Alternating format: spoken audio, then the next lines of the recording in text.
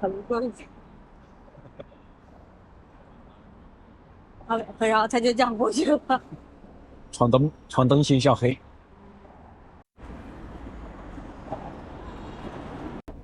这里好多做生意的，金银大厦呢。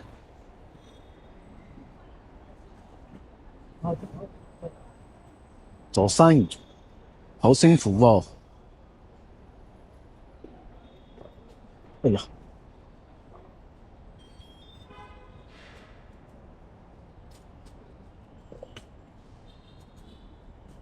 哎，怎么样？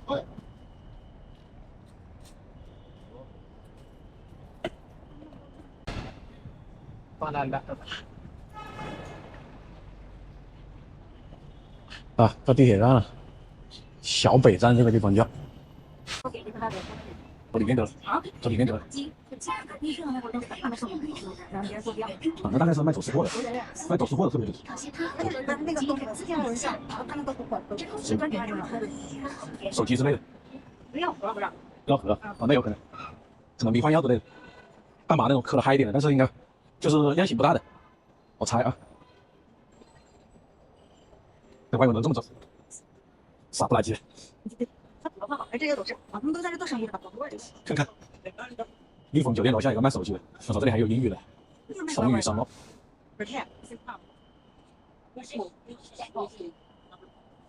没有，不会说话声音。没有。那这个结婚吗？都有英语。啊，土耳其的。这都有英语，刚才就跟国外做外贸的。我今天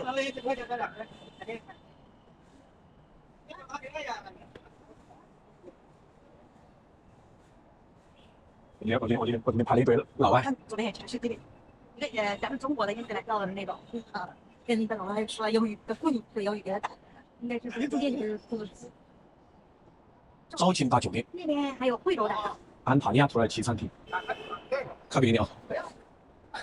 这里好多土耳其酒店，安塔利亚、金银大厦那边是，这鬼地方。清真红会西餐厅。这两边全都在英文，不是？那边还有 mobile 商贸城店，那有个商贸城店。我们进去看看吧，看看这些小黑子们都在这上啥货呀？你想看吗？我想。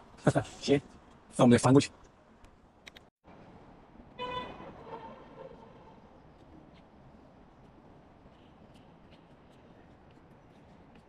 但是你是单多少？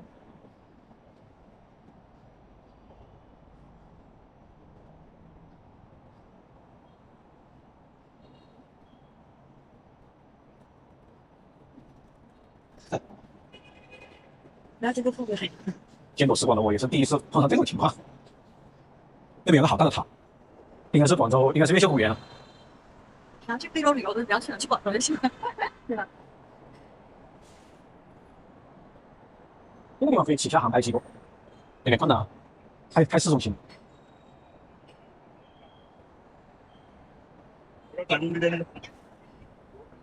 钟点包。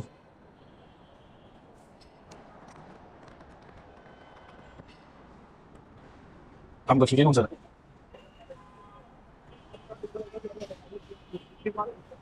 这里哈赔率估计达到50%。都从那个巷子里面走出来的。是不是哈赔率挺高的？瞧这60%。而且我感觉他们都。大家好啊，我们是顺路路过这个地方，这个地方是在小北地铁站。我们发现这里有很多，就当是本地人吧，叫本地人吧，他们聚集在这里。然后这附近有一个商贸城，我就打开这个摄像机，然后进去看看，他们主要是进行一些什么样的贸易。但是我这个画质的效果特别差，所以我就现在后面来补充一下，大家就是画面就看个热闹就行了。什么东西都有，包括有卖整辆汽车的，有整辆汽车的销售都有，然后汽车用品的有香水、衣服、日常生活用品、小家电，还有包括这个什么彩康码都有，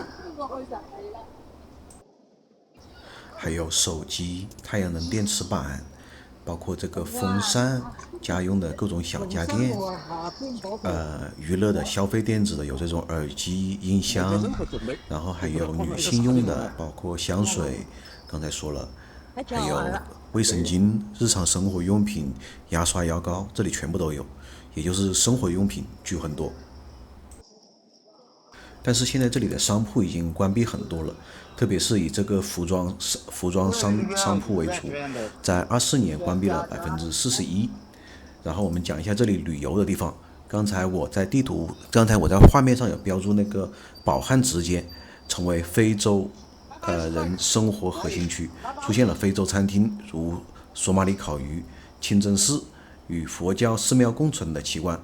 然后还有这个天桥拍照点，就是那个天秀大厦，也是在这个宝汉直街的对面，基本上就是以这个东胜商贸城为中心的附近了。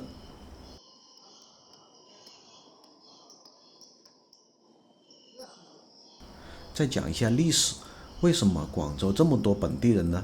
因为中国最早的这个清真寺的寺庙就是在广州，它叫这个怀圣光塔寺，是中国现存最古老的清真寺。然后从1997年香港那个之后，它就很多黑人就往这个广州这边过来开始做生意。然后在应该是97年以后，过去是从2000年到2001年这段时间吧，在08年北京举办奥运会之前这段时间达到了高峰。然后北京举办奥运会的时候，清走了很多这个非法居住的人，居住的这个本地人。现在因为各种原因，比如说义乌那边的服装更加便宜，然后呢，现在这些电商的兴起，国外这些电商平台，再加上直播，现在大部分的这些本地人他们都已经在直播上面做货了，而且他们的这个收入要比这个开商店要能够高很多。为什么他们会来广州呢？最早是因为广州的这个生活成本很低，然后广州的这边这些工商业的配套很齐全，所以广州就会是一个比较好的地方。06、08年的时候是这个黄金时代，非洲商人数量突破2万，来自73个国家。我对这个2万这个数字很怀疑啊，据说是有50万，现在都还有2万的。然后天秀大厦应该是这个贸易的主要集中地，30平米的商铺，那个时候08年的时候转手费就已经达到了20万。现在越秀这个地方主要应该是以老城区为主，包括小北地铁站这里，本地人都是希望建造比较新一点的高端的住宅区，但是留给这些本地中国人希望建设高端的这个住宅区，但是外地的这些打工人他们还是希望保留这些商业环境吧。再来讲一下从08年以后这些媒体的相关报道，这个地方被叫做巧克力城。09年的时候，新快报小北京县非洲巧克力城为题，将密集的非洲聚集区命名为治安黑洞，每10起城中村案件中就有3起涉外人员，引发全市范围内的外籍人口清查行动，导致2010年小北地区非洲商户数量下降了23%。13年的时候，央视暗访揭露小北存在伪造护照、签证的地下产业链，涉案金额超过5000万。报道后，广州警方展开这个清源行动，3个月内遣返3非人员1.2万。人文关怀方面，17年广东卫视拍摄的系列纪录片记录了索马里留学生阿田的求学故事，展现其考入暨南大学医学院并参与抗疫的经历，全网播放破量，获得联合国教科文组织跨文化对话奖。广漂创业纪实，2020年，广州南方人物周刊专访刚果金商人 Fally， 讲述其从倒卖服装到建立跨境物流公司的过程，揭示非洲商人年收入达到50到80万元的真实生态，还是不错的。刚才有说到，小北地区临近怀圣光塔寺，中国现存最古老的清真寺之一，历史上是阿拉伯波斯商人的聚集地。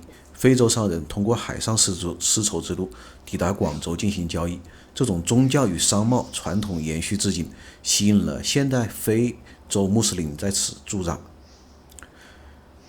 同时，这个小北地铁站又毗邻广州火车站和环市西路服装批发市场，是非洲商人从机场港口进入的必经之地。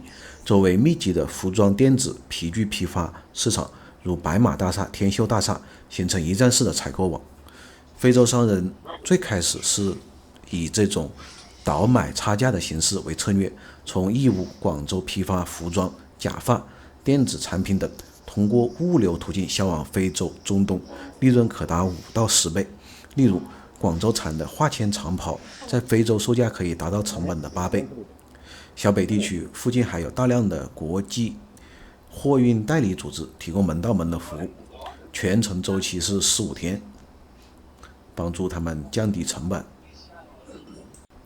讲讲网上看到的故事，有一个叫大卫的非洲来的留学黑人，他告诉我们，在05到07年，那是最好的时代。云集在天秀大厦的商人们快乐地数着口袋里的钱，每人都对未来信心满满。一条牛仔裤进货是2美元，运到非洲卖5美元，利润是150%。我认识的很多客户，一单就是几万条。大卫说，生意最火爆的时候，每天上午10点钟，商人要排队进入天秀大厦买货，每个档口都挤满了人。一个20平米不到的档口，租下来你猜要多少钱？他伸出2根手指头，20万人民币，这是转手费，租金每个月还要5-6千美元，5-6千块。而大卫的妻子是他的大学同学，现在他们一起住在珠江新城的小区里。他回忆当年的天秀大厦，曾经有个非洲富商，每天都到天秀大厦拿货。他来的时候，整栋大厦都会轰动。这个老板总是提着整箱的美金，从1楼开始，挨着档口转过去，一边看货一边付现金。天秀大厦里所有的人都认识他，但是在08年之后，他再也没有来过了。对于来广州淘金的非洲商人，08年是一个历史的转折点。08年后，随着渐渐缩紧的签证政策和经济衰退，很多黑人的签证时间被缩短，要求被提高，而贸易生意也越来越难做。其中有不少不愿意离开，选择无证逗留的黑人，也有把目光投向了世界工厂的代替者——东南亚国家的非洲商人。08年，很多黑人一夜之间成为了令人讨厌的人。原本还有几个月才到期的签证，被查到后可能会被缩短到7天。所以在08年，很多黑人选择离开了广州。我个人也是挺喜欢广州的。最后结语，爱它的文化内涵，爱它包容的温情。小北，它是巧克力城，同样也是我们重要的小北。愿每一个来广州打拼的人都能在这座城市找到家那种温暖的感觉。好了，结束了，拜拜，朋友们。是啊。